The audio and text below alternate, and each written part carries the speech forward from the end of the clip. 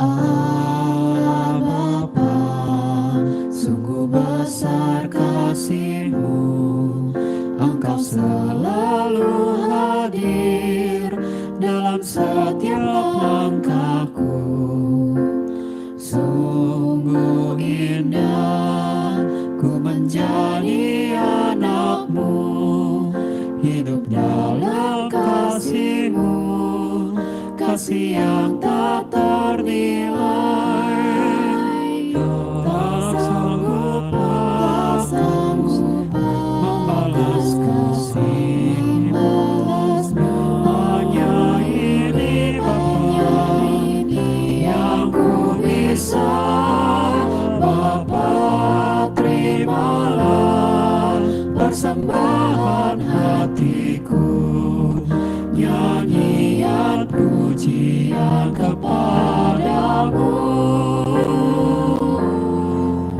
Ini diriku, jadikanlah Allahmu. Terimalah Bapa persembahan hati.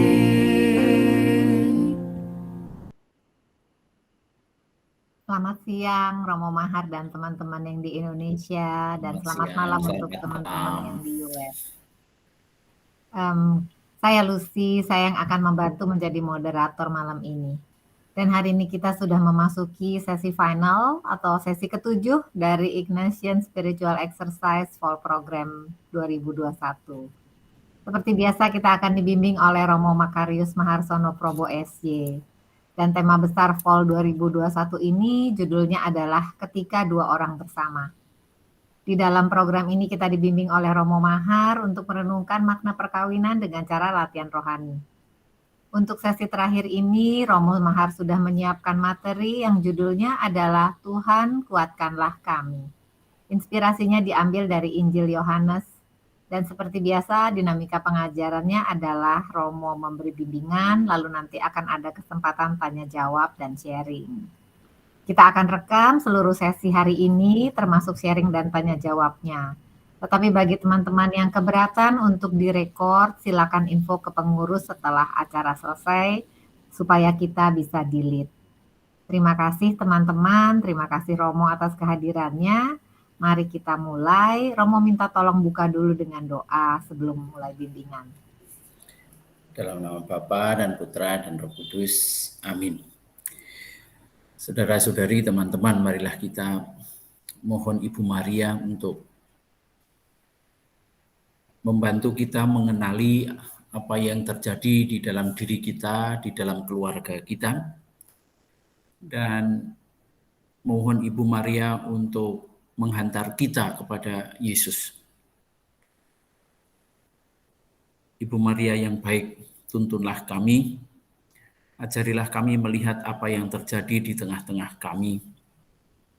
Ajarilah kami melihat, ajarilah kami mendengar, ajarilah kami membuat keputusan-keputusan, dan ajarilah kami taat pada tuntunan Tuhan. Salam Maria, penuh rahmat, Tuhan sertamu. Terpujilah engkau di antara wanita, dan terpujilah buah tubuhmu, Yesus. Santa Maria, Bunda Allah, doakanlah kami yang berdosa ini, sekarang dan waktu kami mati. Amin. Demi nama Bapa dan Putra dan Roh Kudus. Amin. Baik, saudara-saudari, teman-teman semua, tante, untuk metode saya usulkan menjadi lebih sederhana dari hari-hari yang sebelumnya. Metodenya saya usulkan begini. Nanti akan ada satu orang membantu membacakan teks, sementara Bapak Ibu, teman-teman, saudara-saudari mungkin ada kitab suci di tangan untuk juga sambil membaca. Setelah dibacakan oleh volunteer, nanti akan diberi waktu sebentar untuk masing-masing mencoba membaca sekali lagi secara pribadi dan mencoba menemukan apakah ada kata atau kalimat yang memberi perasaan secara lain. Entah itu sedih, entah itu protes, marah, gembira, terharu, atau apa ya. Jadi kata atau perasaan yang menyentuh tidak harus tentang yang baik-baik, bisa juga sesuatu yang menyakitkan, membuat kita marah atau apa, terserah. Hanya kita sadari saja, oh kata ini atau kalimat ini memberi perasaan seperti ini kepada saya, mungkin ada peristiwanya atau ada sebabnya. Lalu baru sesudah itu saya ingin mengajak untuk melihat beberapa area yang secara rohani sangat baik untuk kita refleksikan lebih lanjut.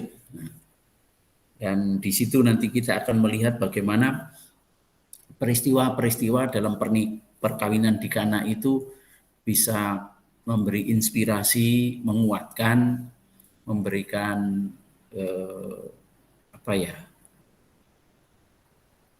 membantu kita melihat kemungkinan-kemungkinan yang bisa kita tempuh di dalam hidup kita yang praktis-praktis di dalam keluarga atau di dalam konteks hidup suami istri atau bersama dengan partner atau yang sedang pacaran dan semacam itu.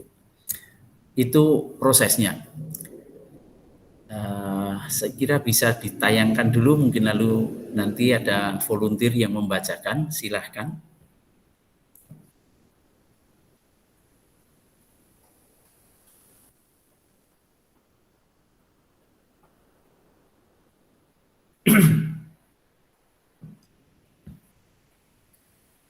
Perkawinan di Kana. Pada hari ketiga, ada perkawinan di Kana yang di Galilea, dan ibu Yesus ada di situ.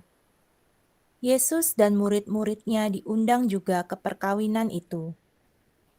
Ketika mereka kekurangan anggur, ibu Yesus berkata kepadanya, "Mereka kehabisan anggur." Kata Yesus kepadanya, "Mau apakah engkau daripadaku, ibu? Saatku belum tiba." Tetapi ibu Yesus berkata kepada pelayan-pelayan, "Apa yang dikatakan kepadamu, buatlah itu." Di situ ada 6 tempayan yang disediakan untuk pembasuhan menurut adat orang Yahudi. Masing-masing isinya 2-3 buyung. Yesus berkata kepada pelayan-pelayan itu, "Isilah tempayan-tempayan itu penuh dengan air." Dan mereka pun mengisinya sampai penuh. Lalu kata Yesus kepada mereka, "Sekarang cedoklah dan bawalah kepada pemimpin pesta." Lalu mereka pun membawanya. Setelah pemimpin pesta itu mengecap air yang telah menjadi anggur itu, dan ia tidak tahu dari mana datangnya. Tetapi pelayan-pelayan yang mencedok air itu mengetahuinya, ia memanggil mempelai laki-laki dan berkata kepadanya, "Setiap orang menghidangkan anggur yang baik dahulu, dan sesudah orang puas minum, barulah yang kurang baik. Akan tetapi, engkau menyimpan anggur yang baik sampai sekarang." Hal itu dibuat Yesus di Kana yang di Galilea sebagai yang pertama dari tanda-tandanya, dan dengan itu ia telah menyatakan kemuliaannya, dan murid-muridnya percaya kepadanya. Demikianlah sabda Tuhan. Terpujilah Kristus.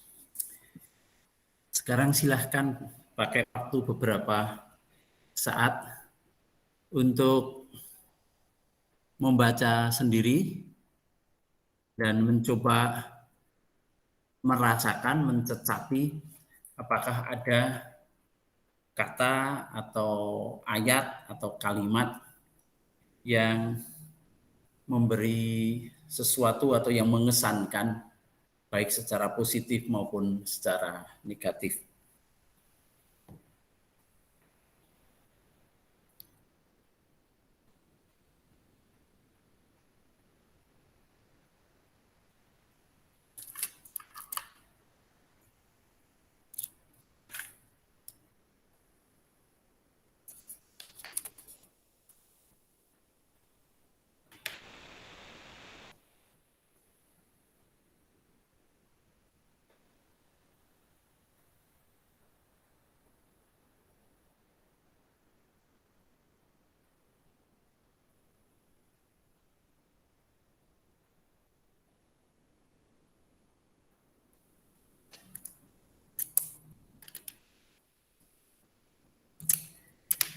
Baik, teman-teman mungkin sudah menemukan. Saya mau melanjutkan sedikit, hanya karena mungkin sudah terlalu malam ya di situ. Saya kira waktunya bisa kita perpendek, dan karena ini juga lebih sebagai acara terakhir dari rangkaian ini, lebih merupakan semacam pengendapan, tapi juga sekaligus moga-moga juga sekaligus menjadi inspirasi untuk langkah-langkah selanjutnya. Saya ingin mengajak untuk melihat di ayat terakhir yang dibacakan tadi, ayat 11. Hal ini dibuat Yesus di Kana yang di Galilea sebagai yang pertama dari tanda-tandanya, dan dengan itu ia telah menyatakan kemuliaannya, dan murid-muridnya percaya kepadanya. Yang ingin saya ajak untuk melihat secara khusus adalah yang pertama dari tanda-tandanya. Dalam Yohanes ada 7 tanda yang diwahyukan oleh Yesus, dan dalam setiap tanda itu Yesus ingin menampilkan atau menunjukkan kepada para muridnya siapa sebenarnya Yesus dan apa isinya. Tetapi pada tanda yang pertama justru sangat konkret, sangat penting bagi kita, karena dalam tanda pertama itu dikerjakannya dalam konteks hidup umat adalah hidup perkawinan. Dan dengan itu ia menyatakan kemuliaannya. Jadi saya ingin memulai dengan di sini, bahwa dalam tanda yang pertama yang dibuat oleh Yesus adalah kehadirannya dalam hidup perkawinan. Ya. Apa yang mau disampaikan oleh penulis Injil Yohanes adalah bahwa justru dalam perkawinan itu kemuliaan Yesus ditampilkan, diberikan atau diwartakan. Ini menjadi penting, bahwa dalam perkawinan kemuliaan Allah itu ditampilkan. Ini starting point-nya di situ ya. Nah, nanti kita lihat apakah dalam perkawinan teman-teman, Bapak Ibu, saudara-saudari, Bapak Ibu mengalami itu, apakah dalam perkawinan itu justru kemuliaan Allah terwahyukan dan orang menjadi percaya bahwa oh iya, bahwa hidup perkawinan itu kemuliaan Allah itu menyentuh orang. Baik, nah sekarang caranya bagaimana? Caranya kita kembali ke depan, ke ayat yang kedua. Yang pertama dulu. Pada hari ketiga ada perkawinan di Kana yang di Galilea, dan ibu Yesus ada di situ. Yang menarik justru yang disebut itu ibu Yesus dulu. Nah, bagaimana dalam perkawinan itu ibu Yesus ada di sana. Yesus dan murid-muridnya diundang juga ke perkawinan itu. Lalu to the point, ketika mereka kekurangan anggur, Ibu Yesus berkata kepadanya, mereka kehabisan anggur. Poin yang indah sekali, bukannya karena kita itu lalu menjadi gila atau devosi terlalu serius, terlalu dekat dengan Maria. Bukan itu soalnya, tetapi kita lihat bagaimana kita bisa belajar dari Maria. Maria hadir dalam kegiatan orang-orang di dalam masyarakatnya. Dan Maria juga hadir dalam perkawinan orang yang dikenalnya. Sekarang menjadi ada masalahnya ketika dalam perkawinan itu anggurnya habis. Saya ingin mulai untuk sesudah starting point-nya adalah bahwa dalam perkawinan itu kemuliaan Allah ditampilkan. Kita langkah berikutnya mencoba merefleksikan. Apakah dalam hidup perkawinan Bapak, Ibu, Saudara-saudari, ada kegembiraan, ada kebahagiaan yang berkurang atau mulai cenderung habis ya, dalam relasi antar dengan pasangan atau dalam keluarga.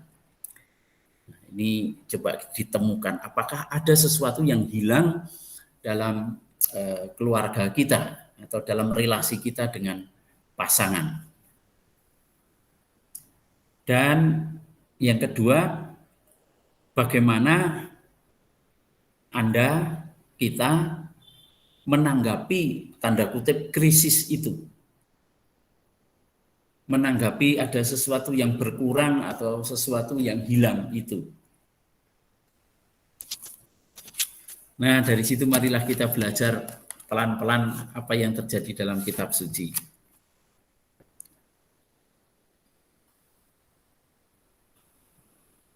Ketika mereka kekurangan anggur, Ibu Yesus berkata kepadanya, mereka kehabisan anggur.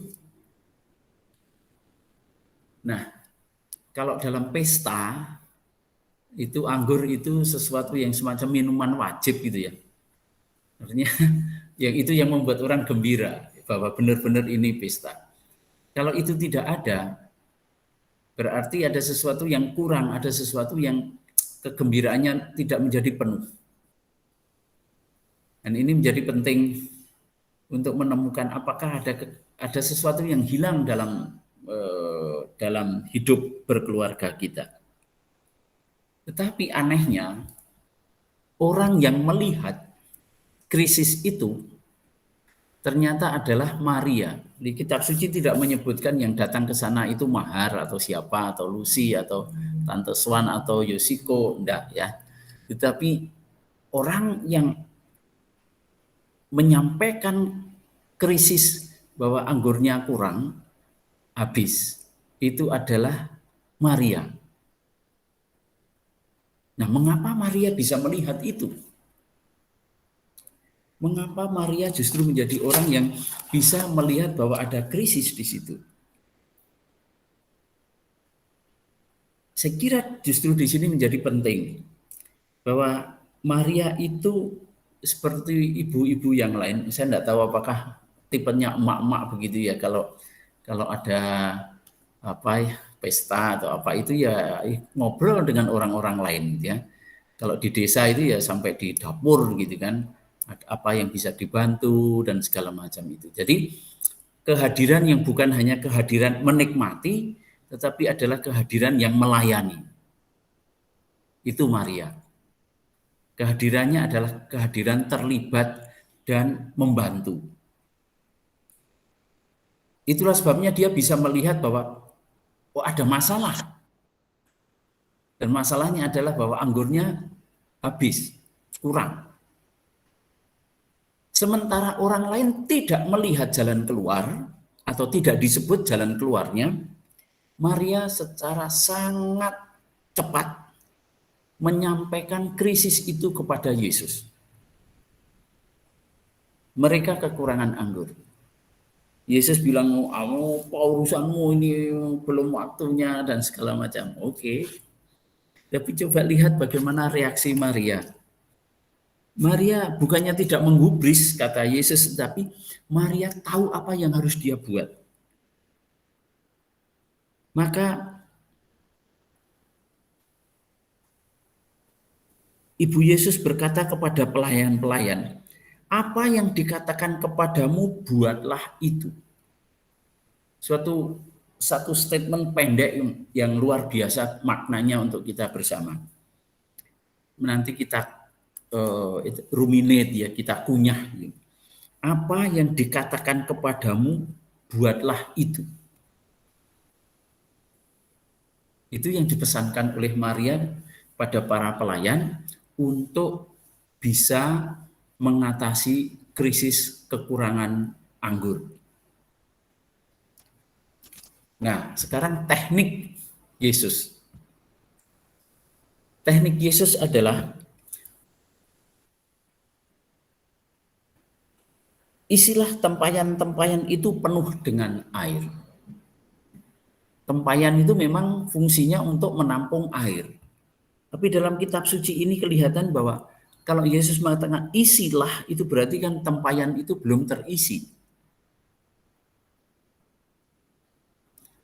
Jadi sesuatu yang belum bisa difungsikan dengan baik karena belum dipenuhi.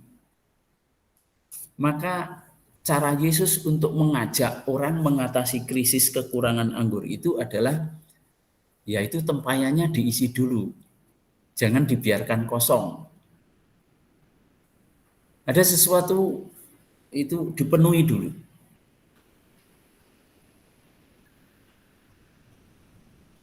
Dan mereka pun mengisinya sampai penuh. Nah, ini penting. Kesediaan untuk memakai sarana-sarana yang ada di sekitar rumah tangga kita itu untuk berfungsi dulu. Tempayannya biar penuh dulu.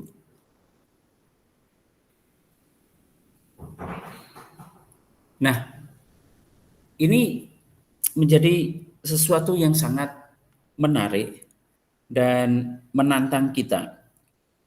Isilah tempayan-tempayan itu penuh dengan air. Lalu setelah diisi, sekarang cedoklah dan bawalah kepada pemimpin pesta. Lalu krisisnya teratasi. Nah, saya mau pendek untuk to the point ke bahan renungan kita.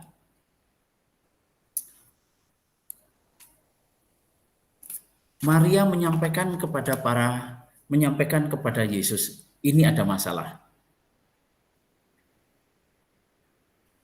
Jadi mengajak Yesus untuk melihat bahwa dalam pesta ini, perkawinan ini ada masalah. Tetapi Maria juga tidak hanya membawa Yesus atau menggeret Yesus, tetapi Maria juga mengajak orang-orang di sana untuk pertama-tama melaksanakan apa yang dikatakan oleh Yesus. Apa yang dikatakan kepadamu, buatlah itu. Lalu Yesus mengajak agar sarana-sarana yang ada di dalam keluarga itu dipakai berfungsi dulu dengan baik. Nah, teman-teman semua, Bapak, Ibu, saudara-saudari, saya itu ngalami kalau mendengarkan pasangan-pasangan yang sedang dalam krisis, itu biasanya mereka lalu cenderungannya menyalahkan orang lain.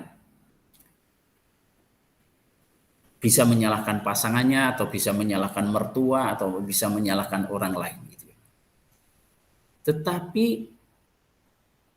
jarang ada yang memakai metode atau cara-cara yang ditempuh di dalam peristiwa perkawinan di Kana. Mengikuti nasihat Maria. Apa yang dikatakan kepadamu, buatlah itu. Ketika orang-orang dalam krisis, kebanyakan mereka bisa memakai rasio macam-macam, debat dan segala macam untuk menyalahkan orang lain. Padahal sebetulnya yang sangat penting ketika ada krisis dalam keluarga adalah apa yang dikatakan kepadamu, buatlah itu. Kalau ada krisis, tanya dulu pada Yesus, apa yang dikatakan Yesus, itu yang kita buat. Kenyataannya kebanyakan tidak begitu. Mereka biasanya lalu ingin menyampaikan pandangannya begini, aku maunya begini, kenapa kamu begitu, dan segala macam itu. Nah, yang kedua, dalam krisis-krisis dalam keluarga yang saya temukan pada orang-orang yang konsultasi atau omong-omong dengan saya, itu biasanya memang simbol yang dikatakan Yesus itu benar. Tempayan-tempayan itu kosong. Tidak difungsikan dengan baik. Jadi entah talenta, entah kemampuan, entah apa yang lain, itu tidak difungsikan dengan baik.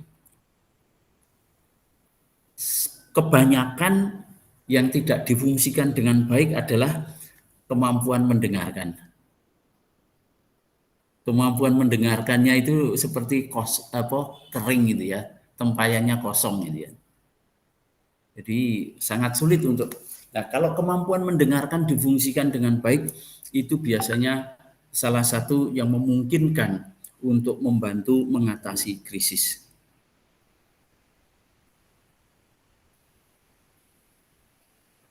Yang ketiga, ketika orang dalam keadaan krisis, selain kemampuan mendengarkannya rendah, itu justru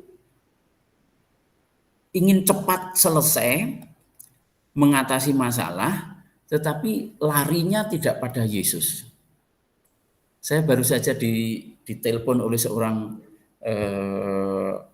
bisnismen ketika perusahaannya mau seperti sedang masalah, dia bertanya, Romo bagaimana kalau saya datang ke kelenteng karena saya disarankan oleh teman saya gitu kan, terus nanti supaya mencari suhu dan supaya nanti begini-begini sehingga bisnis saya, perusahaan saya bisa jalan lagi. Kecenderungan ini banyak terjadi. Di Jogja orang cari dukun dan segala macam juga banyak. Tapi kenapa orang tidak bertahan mencari Yesus dan taat kepada yang dikatakan oleh Yesus? Ini sesuatu yang sangat mengganggu, atau bukan mengganggu, tapi sesuatu yang biasanya justru memperburuk masalah. Ketika orang tidak lari kepada Yesus, tidak datang kepada Yesus, maka krisis-krisis itu justru menimbulkan krisis-krisis baru.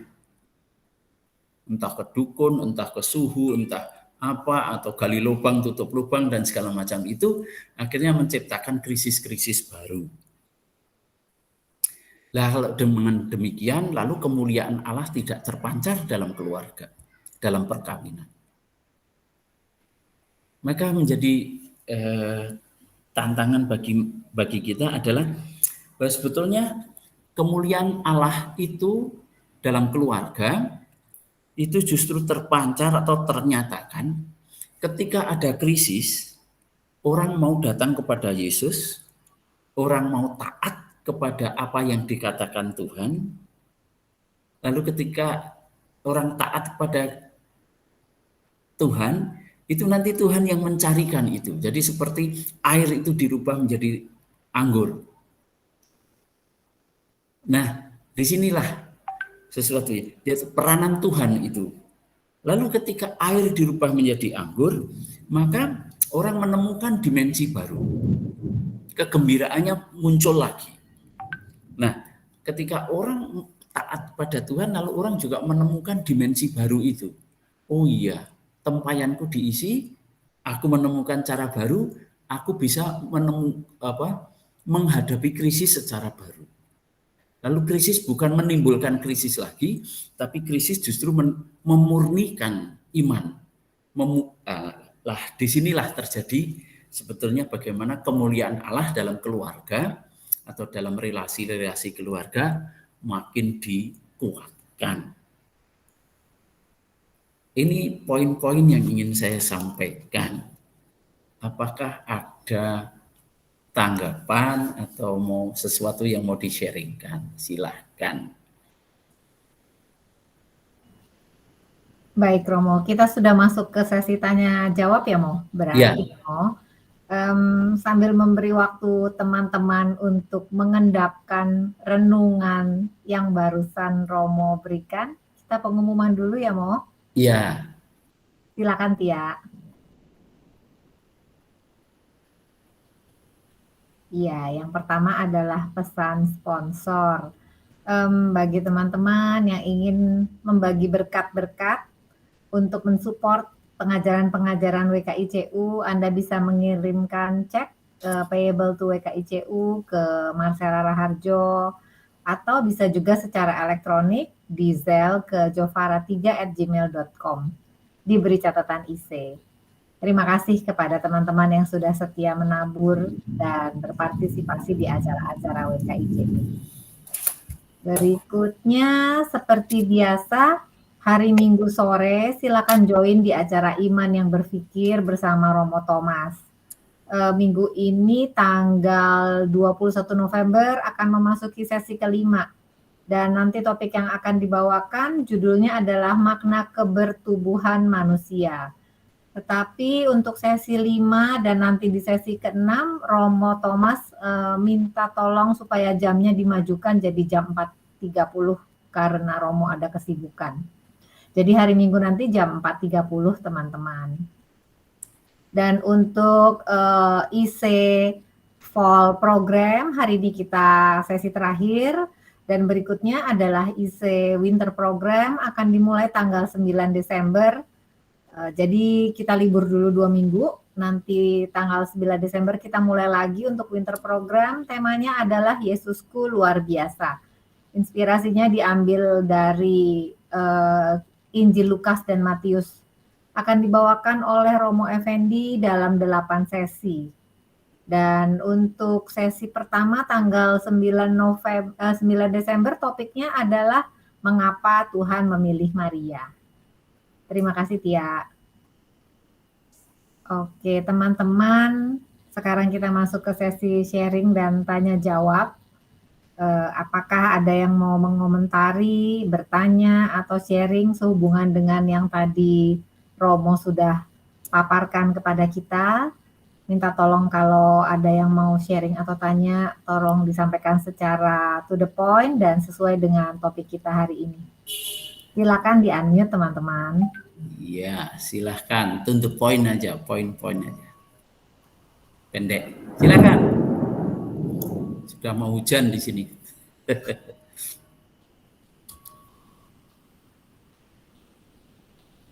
Saya baru mendengar hari ini loh Romo, refleksi bahwa tempayan yang kosong diisi itu, sampai saya catat, mengisi tempayan itu refleksinya adalah memfungsikan dulu semua yang ada di sekeliling kita.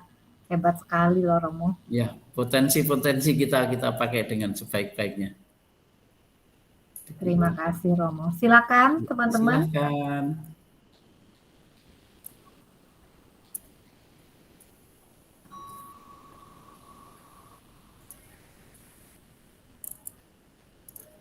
Romo sambil menunggu Romo. Iya. Pasti semua teman-teman yang memang anak soleh ya, ingin taat dan melakukan apa yang dikatakan Tuhan Yesus.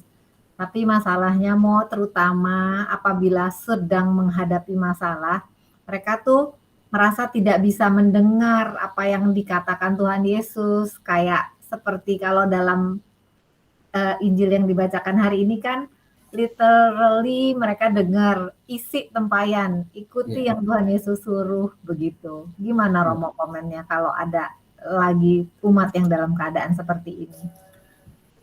Persis ini soal besar untuk kita semua ya. Maka saya tadi ambil contoh misalnya teman yang sedang bisnisnya agak dia khawatir kalau bangkrut itu ya. Dia konsultasinya kepada teman, dan yang teman itu, ya kamu harus ke kelenteng ini, suhu ini, supaya kamu bisa mengatasi krisismu gitu ya. Dan hampir dia mengikuti seperti itu. Tapi baik bahwa dia telepon saya lalu nanti dulu gitu ya.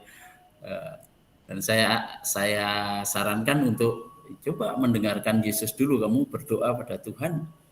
Bagaimana? Bacalah kitab suci dulu, terserah ayat mana, tetapi cari dulu kitab suci.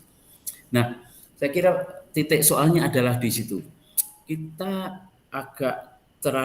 biasanya agak terlalu cepat untuk mencari pegangan-pegangan, nasihat-nasihat yang ternyata bukan dari Tuhan, bukan dari Yesus. Dan pada kenyataannya seperti itu justru menimbulkan krisis-krisis baru. Krisis-krisis baru. Nah, maka kalau saya lah ya to the point aja, kalau ngomong ya ada sesuatu, oke. Coba berdoa, coba baca kitab suci, coba ditemukan Tuhan ngomong apa pada kita. Lalu bisa enggak kita itu untuk melaksanakan apa yang dikatakan oleh Tuhan. Ada beberapa orang yang sudah mulai pengen cerai gitu, pokoknya aku mau cerai gitu. Saya bilang, ya kamu ngomong itu pada saya, oke, saya dengarkan. Tapi kalau saya menanggapi ya ini dulu, coba kamu tanya dulu, kamu omong dulu dengan Yesus, lalu kamu dengarkan. Yesus mau omong apa dengan kamu? Kamu berani enggak taat pada yang dikatakan Tuhan? Saya lurus begitu itu.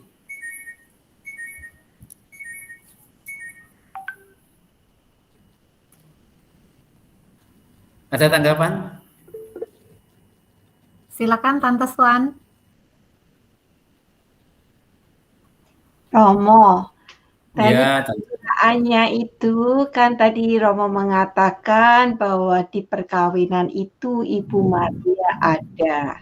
ya. Jadi kalau buat saya itu ke Ibu Maria dulu. Baik. Jawabannya pasti tidak pada waktu itu, ya. Tapi di samping itu saya dikasih jalan, possibility-nya banyak, mana yang nanti kira-kira yang saya ambil. Dan itu selalu terjadi, Romo. Terima kasih. Benar, Tante, benar. Justru di situ ya. Dan saya kira Maria yang hadir itu adalah Maria yang mau membantu itu ya. Dan Maria tahu kemana dia mencari bantuan.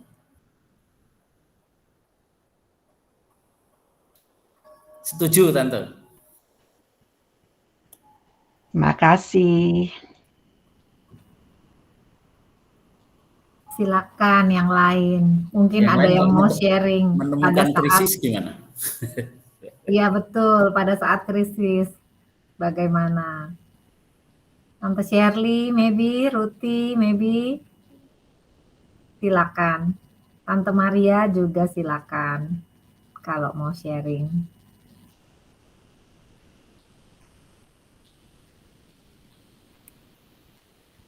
Masalahnya tuh harus tahan adu mental antara kepingin buru-buru dapat quick help.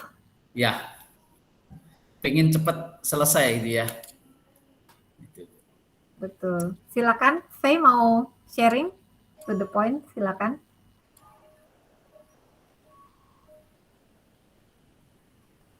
Saya minta maaf, ini ada SOS masuk.